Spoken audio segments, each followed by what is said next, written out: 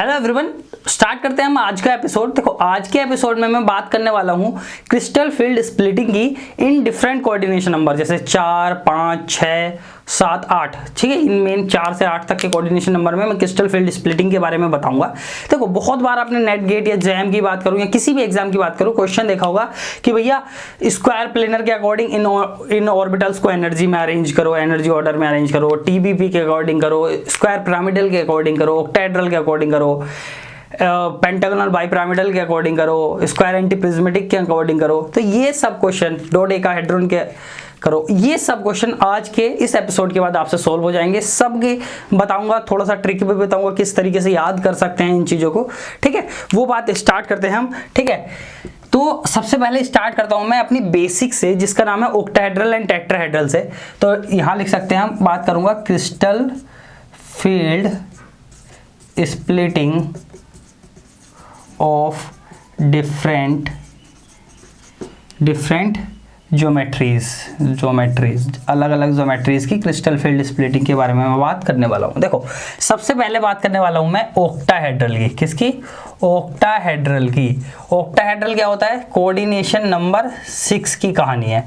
तो octahedral geometry होती कैसी है कि ये कोई मेटल आयन होता है और इससे कुछ इस तरीके से लिगेंड लगे होते हैं, एक प्लेन में और एक ऊपर लगा होता है और एक नीचे लगा होता है। दिस इज द स्क्वायर, कौन सी? Octahedral geometry. ठीक है, देखो अब जो ये वाले लिगेंड है ये तो z एक्सिस की तरफ है, ठीक है, और ये xy प्लेन में पड़े हुए हैं।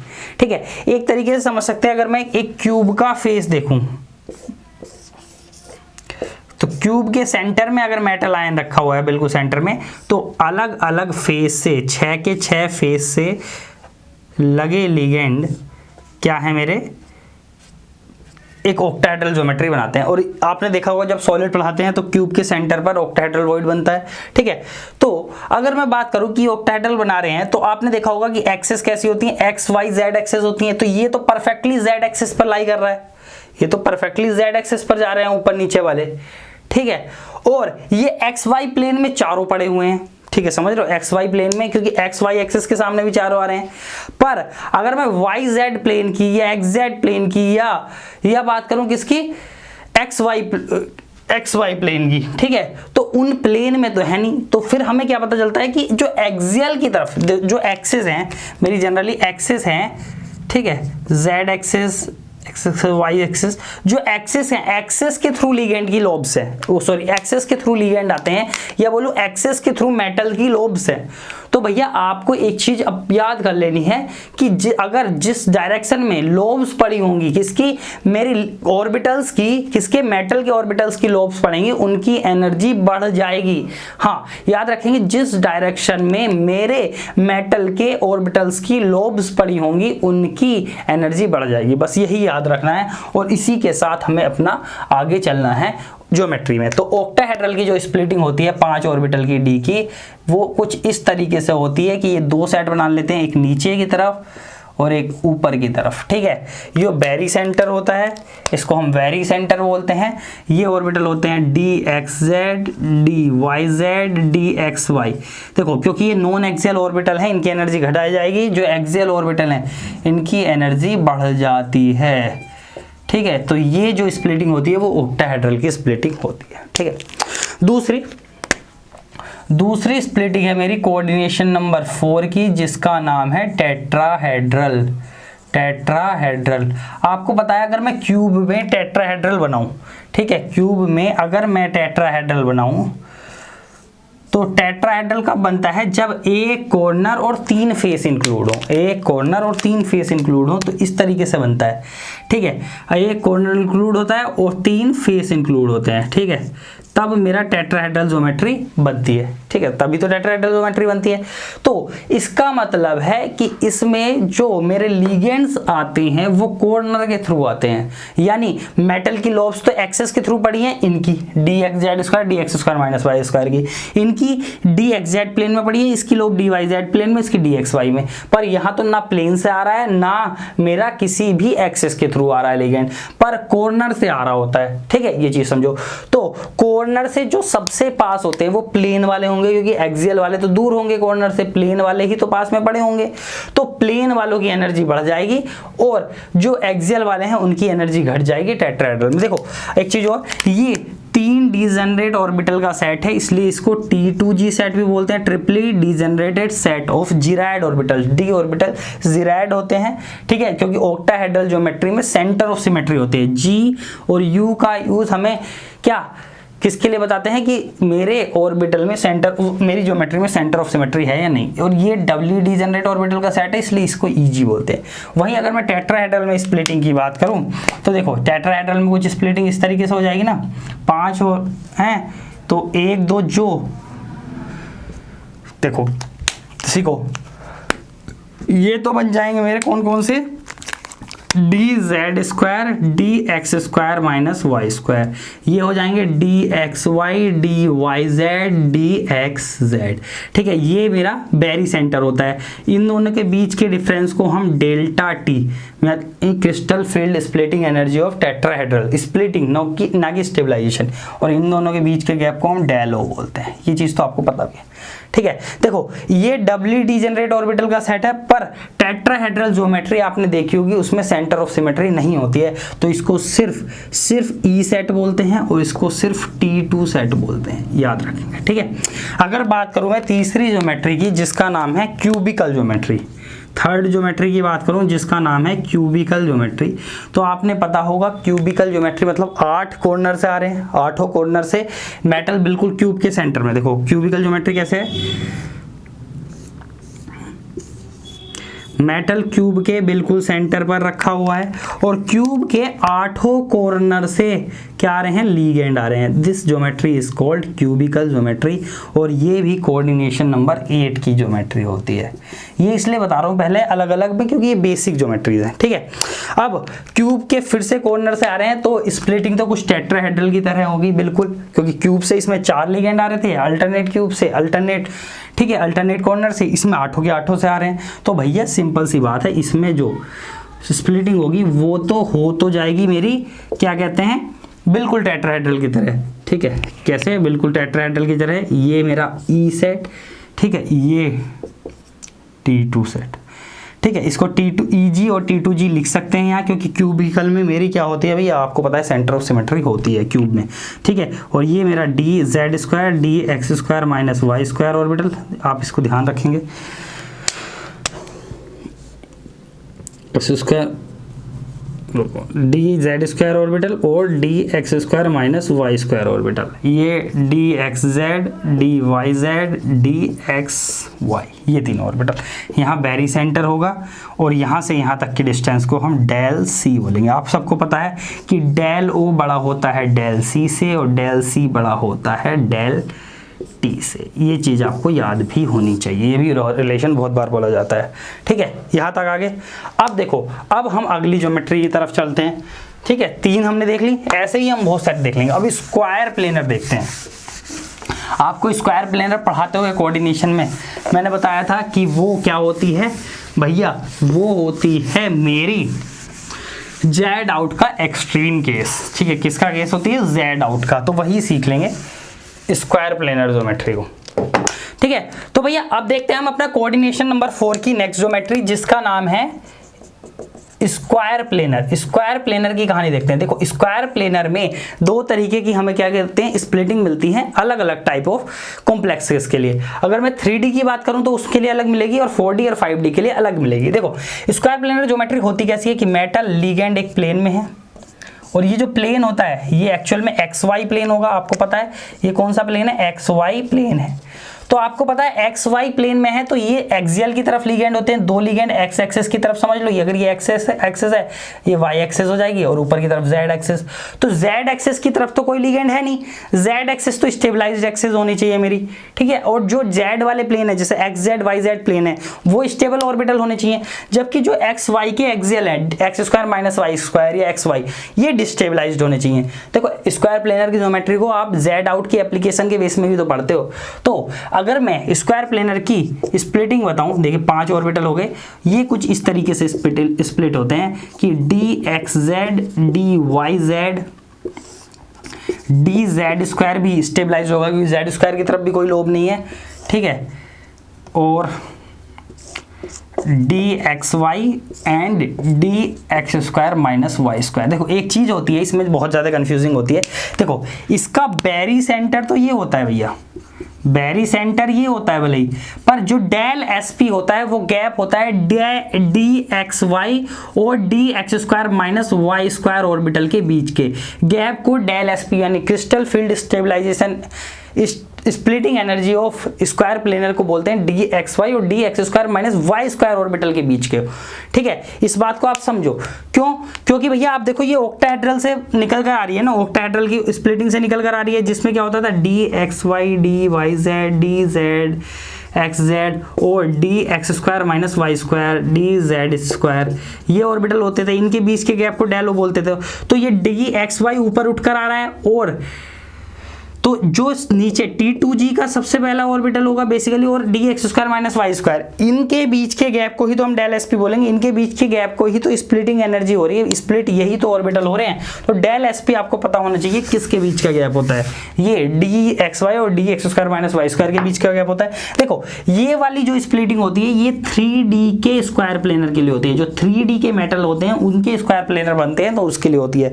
4D एंड 5D के स्क्वायर प्लेनर कॉम्प्लेक्सेस के लिए जो मेरी स्प्लिटिंग होती है वो कुछ इस तरीके से होती है कि डी जेड स्क्वायर और नीचे चला जाता है, डी जेड स्क्वायर और D X Z D Y Z यहाँ आ जाता है, और मेरा डी एक्स वाई तो यहाँ है ही, और D X square minus Y square यहाँ होता है। तो इसमें भी डेल एस पी यही होता है, ठीक है, डेल एस पी यही होता है, और ये मेरा बैरी सेंटर हो जाता है। ये चीज आपको पता होनी चाहिए किसके लिए, स्क्वायर प्लेनर के लिए। और एक चीज और पता होनी चाहिए स्क्वायर प्लेनर के लिए कि del S P of square planar is greater than del O, मतलब ऑक्टाहेड्रल से भी ज्यादा स्प्लिटिंग एनर्जी होती है डेल एस पी की, तभी तो CFSE यानी क्रिस्टल फील्ड स्टेबलाइजेशन एनर्जी भी डेल एस पी की ज्यादा हो जाती है डेल ओ से, ऑक्टाहेड्रल से, बाकी तो ऑक्टाहेड्रल से कमी थी, ठीक है। तो आप चलते हैं अपने कोऑर्डिनेशन नंबर 5 की तरफ। ये स्क्वायर कोऑर्डिनेशन नंबर 5 में मेरी दो ज्योमेट्री होती हैं, कोऑर्डिनेशन नंबर 5 में first is TBP trigonal bi pyramidal, second one is square pyramidal. दो ज्योमेट्री होंगी कोऑर्डिनेशन नंबर 5 में। TBP कुछ इस तरीके से बनी होती है, ये अगर मेटल है यहाँ लिगेंड यहाँ लिगेंड, तो आपको पता है जेड एक्सिस में दो लिगेंड है, मतलब मेटल की लिगेंड मेटल की जेड एक्सिस की लोब्स की तरफ से आ रहा है, तो भैया जेड एक्सिस यानी डी जेड स्क्वायर तो सबसे ज्यादा एनर्जी का होने वाला है मेरा TBP में। और ये XY प्लेन में पड़े हुए हैं तीन लिगेंड, तो XY प्लेन में एक्सिस के थ्रू तो नहीं होते, ये आपको पता है क्योंकि इक्विलेटरल ट्रायंगल टाइप बना रहे हैं, ठीक है, एक्सिस के थ्रू तो नहीं है, तो एक्सिस के थ्रू तो नहीं है, तो भैया एक्सिस पर XY प्लेन में है, तो XY प्लेन वाले जो चाहे एक्सिस के थ्रू या XY प्लेन का हो उसकी एनर्जी थोड़ी डी जेड स्क्वायर से तो कम हो जाएगी, पर डी एक्स जेड और डी वाई जेड से बढ़ जाएगी। तो TBP की स्प्लिटिंग देखूं मैं 1 2 3 4 5, तो ये कुछ इस तरीके से हो जाती है। देखो ये हो जाते हैं मेरे D X Z D Y Z orbitals, फिर D X square minus Y square D X Y, और ये सबसे ज़्यादा एनर्जी का डी जेड स्क्वायर, और यहाँ मेरा बैरी सेंटर हो जाता है। क्या हो जाता है? बैरी सेंटर। थोड़ा देखो आप समझो इस चीज़ को, ठीक है। ऑर्बिटल के नाम बोल रहा हूँ, लिख लेना ध्यान से, कभी लगे कि छोटा छोटा लिख रहे हैं, ठीक है। आओ स्क्वायर पिरामिडल की बात करते हैं। देखो स्क्वायर पिरामिडल कुछ इस तरीके से ज्योमेट्री होगी, metal ligand ligand ligand ligand, ठीक है, प्लस एक लिगेंड मेरा D Z X Z axes की तरफ, तो जेड एक्सेस की तरफ वाले लोब से एक लिगेंड आ रहा है। तो भैया लेकिन देखो इस चीज को समझो, यहाँ ज्योमेट्री बहुत काम किया है, लेकिन जो एक्स वाई प्लेन में है वो 4 लोब होती हैं X square minus Y square orbital की, और एक्स वाई प्लेन में देखो इस चीज को समझो, ये एक्स वाई प्लेन में है, एक्स वाई प्लेन में है, और ये जो लिगेंड है ये जेड एक्सिस की तरफ है, तो जेड एक्सिस वाला तो हायर एनर्जी का होना चाहिए, पर जो D X square minus Y square orbital होता है इसके अंदर 4 लोब्स होती हैं, 4 लोब्स होती हैं, और जो डी एक्स वाई होगा तो उसके अंदर 2 ही लोब्स होती हैं, और डी जेड स्क्वायर के अंदर मेरी 4 लोब से मिलकर बना होता है, पर 2 लोब भी कंसीडर करते हैं बेसिकली, ठीक है। तो dx² माइनस y² का रिपल्सन dz² से भी ज्यादा हो जाएगा 4 लोब्स होने की वजह से। तो स्क्वायर पिरामिडल की अगर मैं स्प्लिटिंग की बात करूं तो जैसे कि 5 ऑर्बिटल है ना, ये कुछ इस तरीके से स्प्लिट होते हैं, dxz, dyz, dxy और 1 2 3 4, और यहाँ होगा मेरा dz² और इससे भी ज़्यादा एनर्जी का dx² माइनस y², और ये मेरा वेरी सेंटर होगा, ये मेरा वेरी सेंटर होगा, ठीक है। तो आप समझ गए होंगे स्क्वायर पिरामिडल में क्यों dx² माइनस y² dz² से भी ऊपर चला गया। इसका रीजन ये था क्योंकि ये 4 लोब का रिपल्सन, ये 4 लोब का रिपल्सन फेस कर रहा है, जबकि ये dz² सिर्फ 2 लोब का, पर ये भी ज्यादा रिपल्सन फेस कर रहा है, तो रिपल्सन वाले तो ऊपर जाएंगे, जबकि ये सब लोग dxy dzx और dyz इतना ज्यादा रिपल्सन फेस नहीं कर रहे हैं। देखो यहाँ कोऑर्डिनेशन नंबर 5 की बार बार TBP और स्क्वायर पिरामिडल का ऑर्डर पूछता है वो, तो ये ऑर्बिटल्स का ऑर्डर आपको याद होना चाहिए। बैरी सेंटर कहाँ आ रहा है ये भी आपको पता होना चाहिए, ठीक है। अब देखो कोऑर्डिनेशन नंबर 7 की बात करता हूं मैं, ये तो हो गए कोऑर्डिनेशन नंबर, अगर मैं 7 की बात करूं, ये इसलिए जानबूझ के साफ नहीं कर रहा हूं। कोऑर्डिनेशन नंबर 7 की बात करूं तो आपको ज्योमेट्री मिलेगी पेंटागनल बाइप्रिज्मेटिक, इसको हम PBP भी बोलते हैं, पेंटागनल बाइप्रिज्मेटिक, PBP बोलते हैं। देखो ये कुछ इस तरीके से होती है ज्योमेट्री, आप मेटल और 5 लिगेंड होते हैं, ये कुछ 5 लिगेंड लगे हुए हैं, ये जो पड़ा है ये XY प्लेन है, मतलब XY प्लेन है, आप इस तरीके से समझते हैं, और 2 लिगेंड जो होते हैं वो मेरी Z डायरेक्शन की तरफ होते हैं, Z एक्सिस की तरफ होते हैं। तो भैया इसमें भी Z एक्सिस की तरफ 2 लिगेंड है, तो सिंपल सी बात है कि dz², तो इसमें भी सबसे ज़्यादा एनर्जी का होने वाला है। तो भैया इसके ऑर्बिटल की स्प्लिटिंग की कहानी समझो, 1 2 3 4 5, तो इसके ऑर्बिटल की स्प्लिटिंग की कहानी समझो तो वो कुछ इस तरीके से होते हैं, कैसे dxz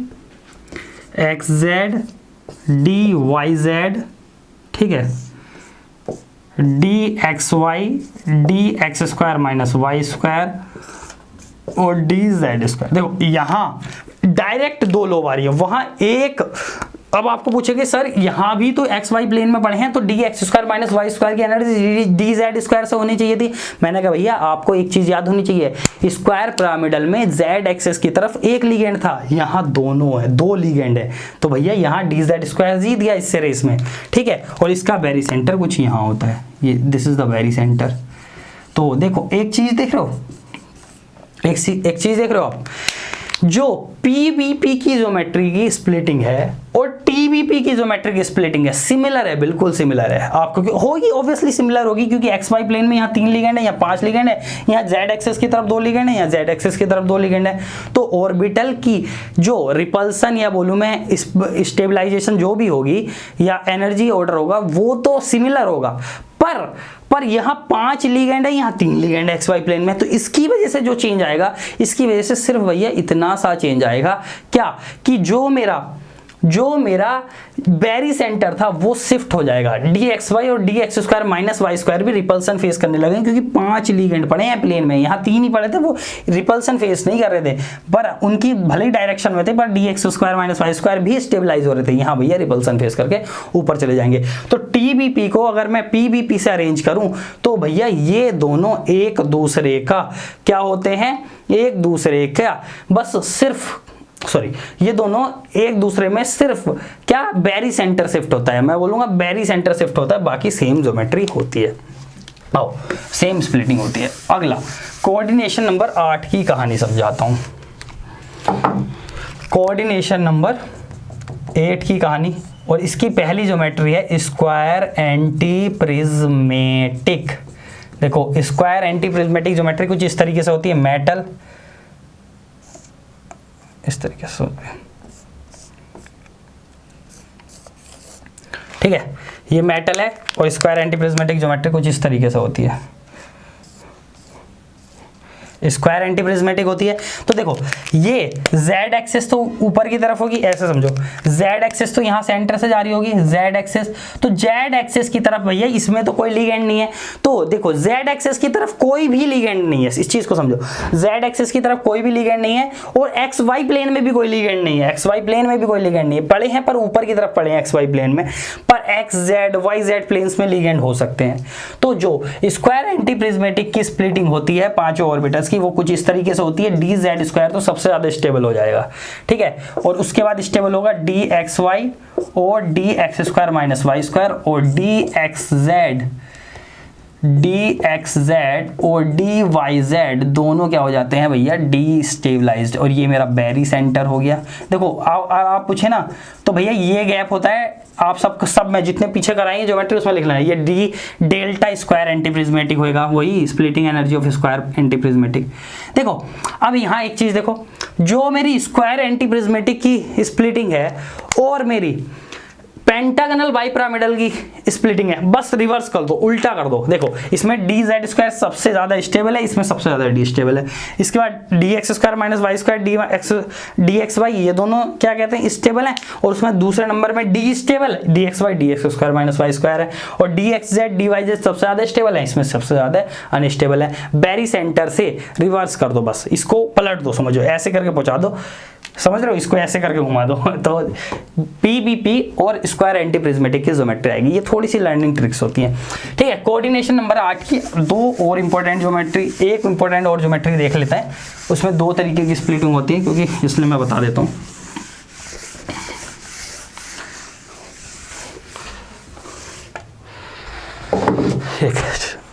लो आ जाओ भैया, next geometry is dodecahedron. Dodecahedron कुछ इस तरीके से ज्योमेट्री होती है, आपको पता ही है, ठीक है। ये this is the dodecahedron geometry. देखो तो इसमें दो तरीके की स्प्लिटिंग होती है।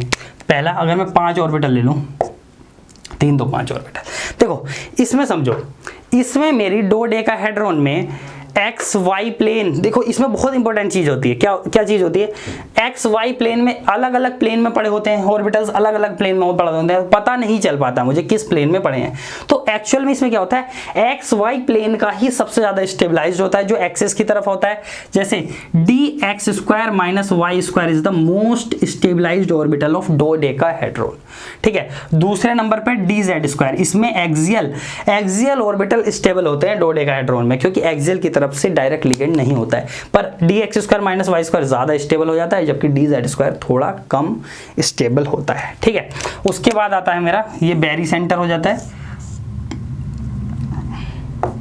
और ये होता है डी एक्स वाई, और ये आता है डी एक्स जेड और D Y Z, this is barycentre, और ये होती है मेरी डोडेकाहेड्रॉन की स्प्लिटिंग, ठीक है। D X square minus Y square और D X Z square axial orbital stable हैं, ठीक है, बिल्कुल उसकी तरह से, टेट्राहेड्रल की तरह से, बस एनर्जी के ऑर्डर्स चेंज हो जाते हैं, अलग अलग हो जाते हैं। D X square minus Y square, ठीक है, D X square minus Y square सबसे ज्यादा स्टेबल, उससे कम स्टेबल डी जेड स्क्वायर, ये दोनों unstable, D X Z D Y Z. Unstable का मतलब ये है कि ये रिपल्सन फेस कर रहे हैं, इनकी एनर्जी बढ़ जाएगी, ठीक है। देखो अब एक चीज समझो, अब ये जो इसमें दो दूसरी स्प्लिटिंग होती है, एक्चुअल में ये जो ऑर्डर होता है, ये होता है partial assignment of D orbitals के लिए, partial assignment of D orbitals के लिए होता है ये वाला ऑर्डर।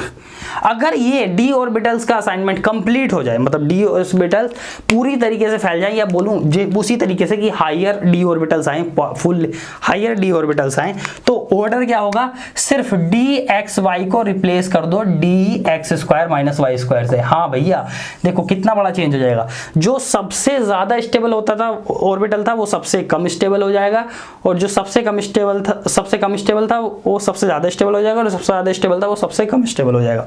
तो किस तरीके से हो जाएगा, D X Y D Z square D X Z D Y Z, और यहाँ D X square minus Y square, this is the barycentre. और ये किस केस में है, complete assignment of D orbitals. लिखा देखोगे कि वो लिख के देगा कि भैया complete assignment of D orbitals, complete assignment of D orbitals में क्या होगा, ऑफ डी ऑर्बिटल्स में क्या स्प्लिटिंग होगी और partial assignment of D orbitals में क्या स्प्लिटिंग होगी। ठीक है, तो हमने मोस्ट इंपॉर्टेंटली सारी ज्योमेट्रीज की स्प्लिटिंग को देख लिया है। ये एनर्जी के ऑर्डर आपको याद होने चाहिए और अरेंजमेंट कैसा है, ज्योमेट्री भी कैसी है वो भी पता होना चाहिए।